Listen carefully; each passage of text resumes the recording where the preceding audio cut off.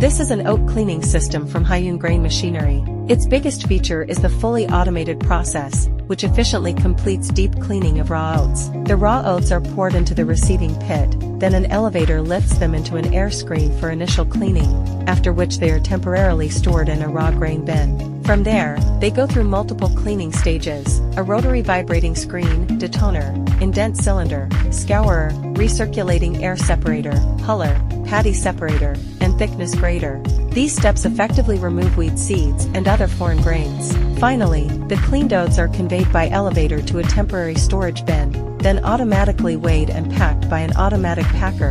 The entire process is unmanned. We use flexible kinetic Dehulling technology. Traditional processes tend to break the oat grains easily, but our system reduces the breakage rate by over 40%. This means with the same batch of raw material, you get more finished product and less waste. If you want to increase yield, reduce loss, and cut down on labor, this oat cleaning system is worth a look.